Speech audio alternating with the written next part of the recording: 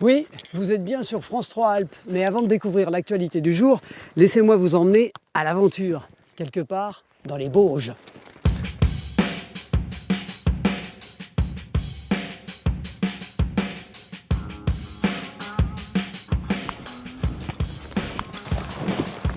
Nous marchons dans les pas d'un explorateur qui fouille le monde d'en dessous, l'un des derniers espaces vierges de la planète.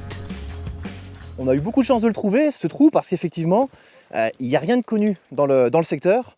Le seul indice qu'on pouvait avoir, c'est le courant d'air qui a fait fondre la neige autour. Et c'est ainsi qu'on a découvert ce trou presque par hasard.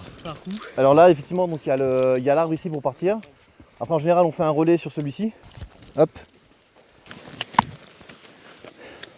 Bon, et bien, c'est parti pour la descente, c'est parti pour l'aventure. Ah, il y a de la neige, hein. Il y a de la neige, ouais. À très vite, à tout de suite même.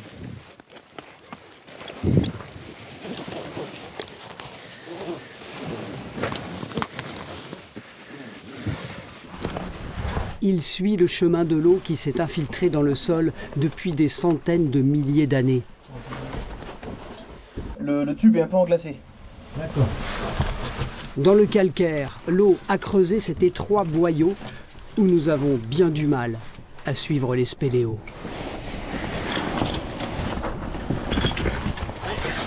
C'est où? D'accord. Tirer un peu sur la gauche. D'accord. Ok. Ok.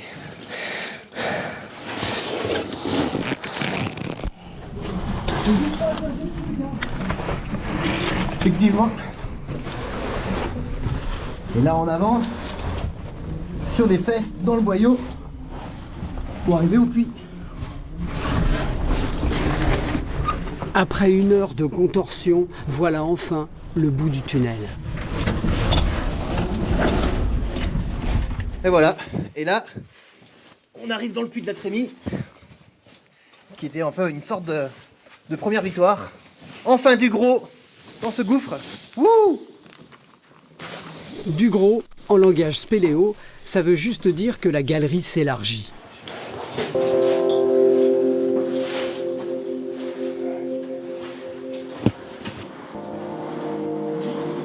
Pour découvrir le spectacle des profondeurs, il leur a fallu 10 ans. 10 ans pour dégager les 60 premiers mètres de ce gouffre. On savait que c'était par là parce qu'il y avait tout le courant d'air qui filait. La galerie elle est là, on la voit, il y a du noir derrière, mais les corps ne passent pas encore. Donc pour qu'on puisse passer, on n'a qu'une seule solution, c'est enlever tous les cailloux qui nous gênent. Effectivement, là, il y avait ici, c'était rempli de cailloux. Voilà. On a tout sorti, oui.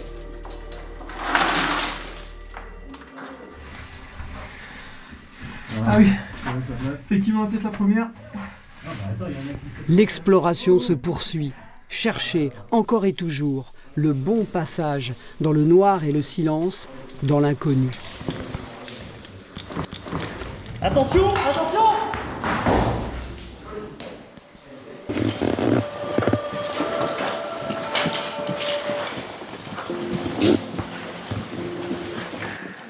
Chaque franchissement d'obstacle, c'est une découverte. Alors ça peut être très étroit, ça peut être immense, de très grandes salles, et ça c'est la grande récompense. Ouais. Après 10 ans de désobstruction de la galerie, de la mine d'entrée, enfin du grand, voilà la victoire, et enfin de la belle première, et des kilomètres à découvrir sans gros efforts.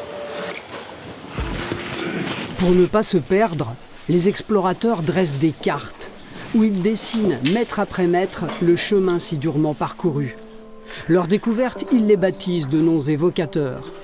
La galerie du cœur battant, l'étroiture du vent mauvais, la plage abandonnée. Comme tu peux le voir, on a encore beaucoup de zones d'interrogation, et il y en a encore pour des générations de spéléos à découvrir des galeries, clairement. On n'est pas du tout au bout de nos surprises et de notre explo. Mais là, on est dans une zone relativement labyrinthique, et il y a encore beaucoup de choses à voir. Ouais. Ouais. On n'est pas encore au bout de l'aventure. C'est une quête. Le spéléo cherche l'eau, la rivière qui a creusé ce labyrinthe. À sec, elle se retranche dans ses méandres les plus secrets. En crue, elle remplit les galeries, déplace des blocs, bouche les issues. Bon ben voilà, là c'est un peu le passage un peu étroit, j'espère que ça n'a pas trop bougé depuis la dernière fois.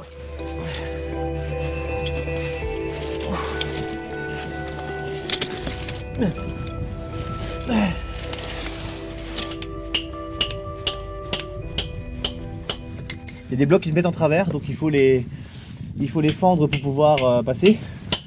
Et parfois même, on prend aussi le perforateur, on a des burineurs qui nous permettent de fracasser les blocs qui sont gênants pour pouvoir passer. Donc là c'est le cas, on va pouvoir continuer. Voilà, c'est tout bon.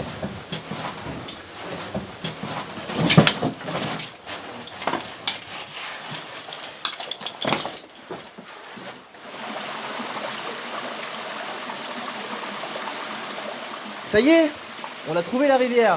Parfait. Voilà, c'est parti pour la grande exploration alors. Ça c'est royal parce que ça veut dire certainement des kilomètres de galeries, d'exploration qui nous attendent. Donc voilà, c'est le top. Parfait. Une rivière permanente, souvent pour nous c'est un synonyme de collecteur. Donc une rivière qui vient collecter les autres petites rivières, ça veut dire qu'on va avoir de grandes galeries par la suite. Certainement un grand réseau. En fait, c'est relativement rare et quand on tombe dessus, forcément pour nous, c'est le Graal.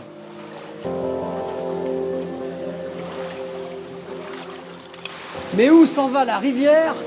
C'est encore un mystère pour les explorateurs. L'aventure continue et pour vous, tout de suite, le journal de France 3 Alpes.